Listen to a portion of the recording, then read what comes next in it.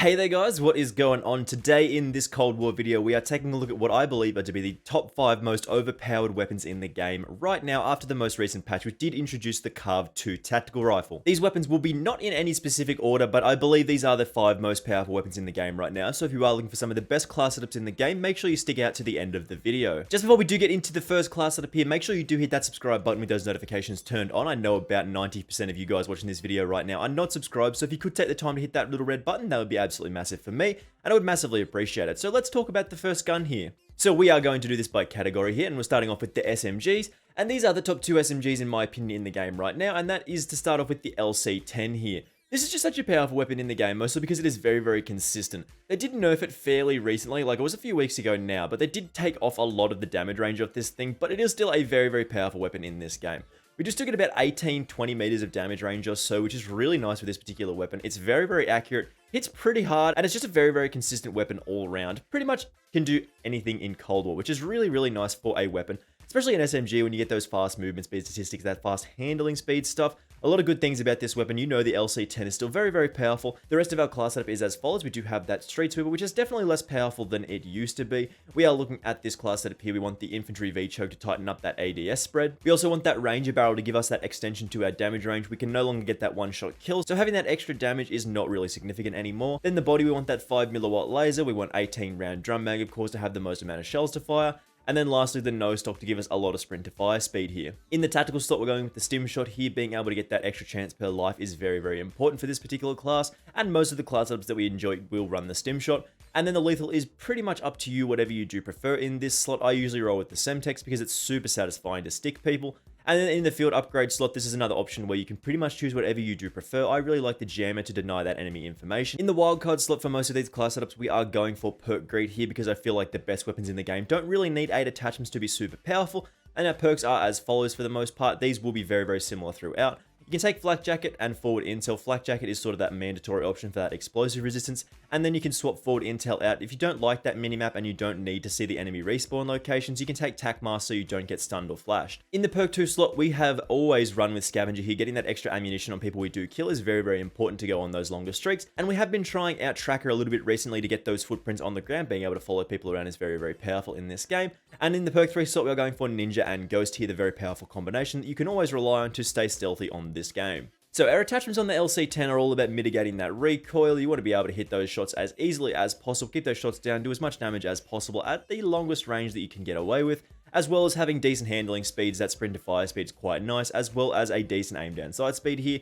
This weapon's just all around good across the board. So the class setup that we're going with here with these attachments is the Infantry Compensator, give us that 12% increase to our vertical recoil control. You can run a sound suppressor on this thing if you do want to take that sound suppression as well, really nice. You do lose a little bit of damage range here, which is not ideal.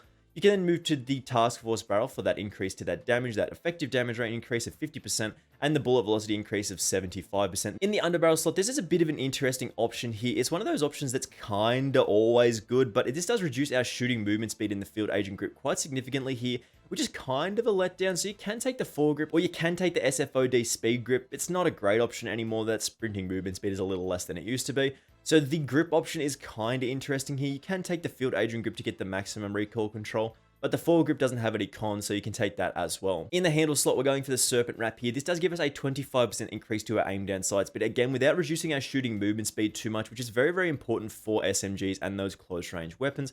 This also doesn't reduce our sprint to fire speed as much as the airborne elastic wrap does, and that is a fairly important statistic with this particular weapon, as the sprint to fire speed on the LC10 is quite low. And then lastly, as we were talking about, the sprint to fire speed on this thing is one of its weak points, so the nose stock here does give us 30% increase to that sprint to fire time, which is a very, very nice option in this game to round out this class setup. The next class that we have on our list here is the second most powerful SMG, or maybe the first depending on who you do ask. This does have one of the fastest time to kills in the game in the KSP of about 220, 230, 40 milliseconds here, which is ridiculously fast for this game. This powerful burst SMG up close is one of the best weapons that you can go with, because getting those one burst kills with this thing is absolutely ridiculously powerful. But they can be a little tricky to use, so it's one of those weapons that it's not for everyone, and that's why it is sort of the 1 or 2 best SMG. If you can hit your shots with this thing, easy number 1. If you struggle a little bit with burst weapons, it's going to be your number 2, as it does have that ridiculous fast time to kill, but it can be a little bit more difficult to use than the LC10. A secondary, again, is going to be the dual wield Diamatis, which is very powerful up close. If you do need this, pull out these pistols, blast somebody away. The attachments are our usual setup of the sound suppressor, the task force barrel to increase that damage range and bullet velocity, 5mm laser, the largest magazine possible, and then the stock is the dual wield, basically the same as you would run with a shotgun here. The tactical and the lethal and the field upgrade are going to be the same across all these class setups, so we won't bother repeating it, we'll just go over it quickly. So the stim shot, the semtex, and the jammer here. The wildcard, as we mentioned, perk greed is very important. We don't really need 8 attachments on a lot of these classes, so we'll skip over that as well. Perks, flak jacket, forward intel, assassin, and scavenger. Again, we swapped out assassin for that tracker last time. You can pick whatever you prefer. And ninja and ghost for that very powerful combination at the end there. The attachments on the KSP45 are going to be a little different to how we have featured previously, but if you've watched any of the videos on the KSP45 on the channel, you will recognize some of this stuff. Start off with that sound suppressor here. This thing doesn't have too much inconsistency in the recoil control, so we don't really need a recoil attachment here. So the sound suppressor is really nice. This does reduce our damage range by 15%, which is not ideal, but you can get away with it. You still get 20 meters of effective damage range with this thing, with one burst kill out to 15, 18, 20 meters or so, which is really nice. In the barrel, we are going for that task force variety for the damage range and bullet velocity increases. This does take our stats to 53 damage, which is going to secure more of those one burst kills for you. Again, that 20 meters of damage range and 463 meters per second of bullet velocity, which is a really nice option for this burst weapon. Again, in the underbarrel slot, this is a fairly interesting attachment for most of the SMGs. They did nerf the SFOD speed grip with that sprinting movement speed, so this isn't really the best option anymore. You can still get away with running this. It's not too bad. You don't really want to run the field agent full grip. This thing doesn't have too much recoil as it is, and it does again reduce our shooting movement speed. So I guess we can just run the bruiser grip or the front grip here for a little bit of recoil control or a nice amount of movement speed statistics with the bruiser grip here. Movement speed, sprinting movement speed, shooting movement speed, and aim walking movement speed are really, really powerful with the bruiser grip on the KSP45. In the handle slot, again, we're going for the serpent wrap here for a 25% increase to our aim down sight speed. We really don't want to reduce our shooting movement speed with this particular weapon. Shooting movement speed is a very, very important statistic in this game. If you don't know that already, very, very important here. Again, this doesn't reduce our sprint to fire speed by as much as the airborne elastic wrap, but if you do prefer this, up to you, you can take this if you like. Then lastly, this Raider stock in the stock slot, of course, for that sprint to fire speed increase and aim walking movement speed increase of 10%. This allows us to get those sights up nice and quickly with that sprint to fire speed and move around the map more quickly when we are aim down sight with this thing. Next, we move to the assault rifles here, and we are talking about the Fara 83, which is one of my favorite weapons in the game, man. I really, really love how hard this thing hits. You get a 300 millisecond time to kill with the right attachments out to about 60 meters, 65 meters or so, which is absolutely absurd in terms of damage range and time to kill. We are going with the dual wield magnums here. Again, very similar class setups to how we have presented the other pistols and the other secondaries in this video. So again, sound suppressor for that muzzle flash concealment, task force barrel for that damage range and velocity, the body, the 5mm laser for that hipfire accuracy again, the magazine for that salvo 12 round fast mag, and of course the stock, we want the dual wield to get 2 of these pistols. Then in the middle 3 slots, again, stim shot, semtex, and the jammer. You can take whatever you like in these slots. This is just my preferred set. Again, in the wildcard slot, we don't really need 8 attachments on this thing, so gunfighter is out here. Perk greed is a fantastic choice with all these class setups. And the perks are, again, up to you, but these are what we choose. Normally, flak jacket, forward intel, scavenger, assassin, or tracker, ninja, and ghost here to round out this class. And then the attachments on the Fara 83, these are very, very powerful. If you haven't used this thing in the game, it's a little slow compared to some of the other weapons, but if you do play a little slower, you like to post up a little bit more, this class setup is going to be for you. We want to start off with that optic. We do have that microflex LED. I don't really like the iron sights, as I said. It's not really the iron sight itself at the end of the gun that's the problem. It's more closer towards the eye, the housing, the little case thing that it sits in.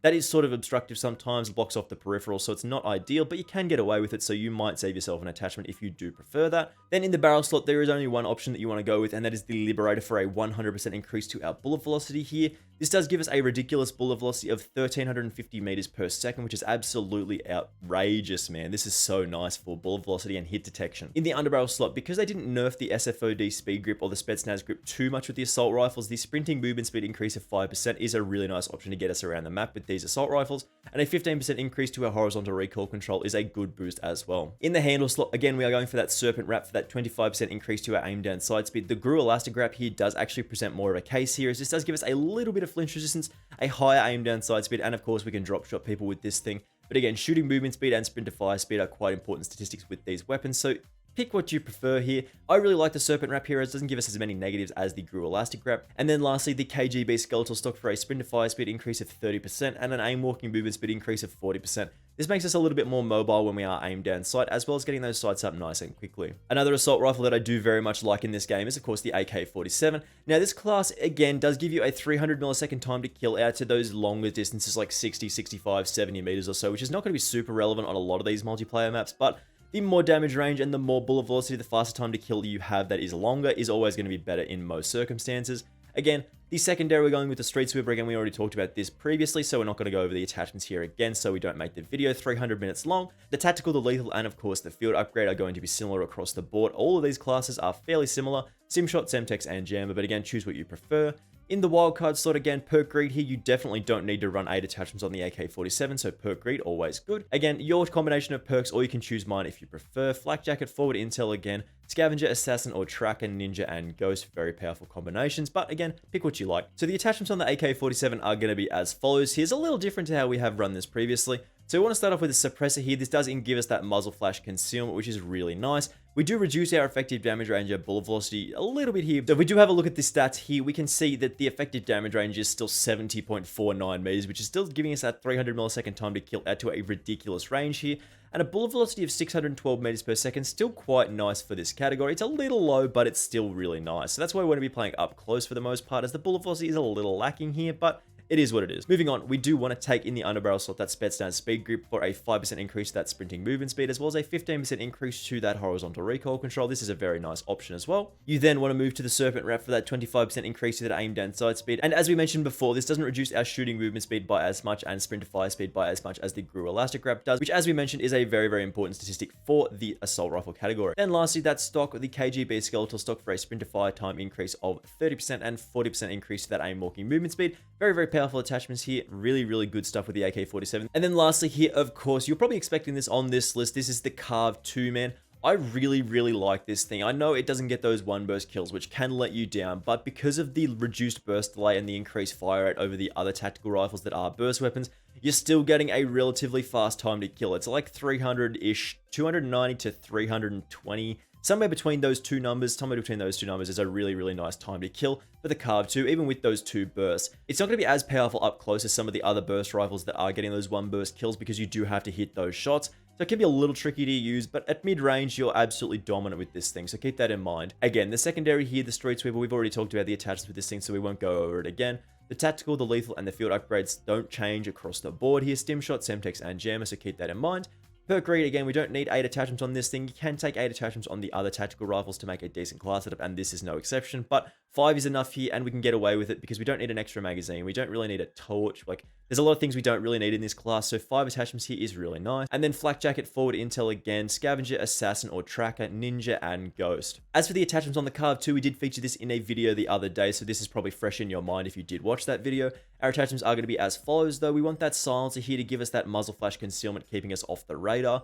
We do lose a little bit of bullet velocity here, but if we see the bullet velocity is still 514 meters per second, which is still really fast for this category. Then the barrel, we're going for the titanium option. This does increase our fire rate by 16% to 625 rounds per minute, which is really, really fast for this category. Again, this is faster than the AUG and the M16, and this is one of the reasons why we get that ridiculous time to kill up close. Underbarrel, we're going for the infiltrator grip here for a 5% increase to our movement speed stats of movement speed, shooting movement speed, and aim walking movement speed. These are really important stats as they are relatively quite low in this category for the tactical rifles, so keep this in mind. We want to be aiming down sight all the time and being able to move around quite quickly when we are shooting and aiming down sight. And because we don't need a magazine, we already have 45 rounds in the mag by default. That's a fantastic option. We can keep off the magazine here, move to the handle, Serpent Wrap, as we have presented previously. This is a good option for not reducing that shooting movement speed, which is really, really important for this weapon, as well as not reducing our sprint to fire speed by as much here. So Serpent Wrap, 25% increase to aim down side speed. And then lastly, to finish this off, we are going for the SAS combat stock here. This does increase our shooting movement speed by 10%, which, as we have spoken about, is really powerful. And a 50% increase to that aim walking movement speed is, again, a very powerful option, as we do want to be aiming down sight all the time with this class setup. Keep in mind with this weapon, the aim down sight, the iron sights on this thing, look at this. You just see, there's nothing wrong with that. There's just a little needle point in between a little dome looking thing. It's a really nice option and a great weapon in this game. But anyway, guys, thank you very much for watching this one. I do massively appreciate it, and it really does help me out. Hopefully these classes do help you in your gameplays. Get that KD up, get those wins. Very powerful stuff here, of course. So make sure you do hit that subscribe button with those notifications turned on, and I will see you in the next video. Bye!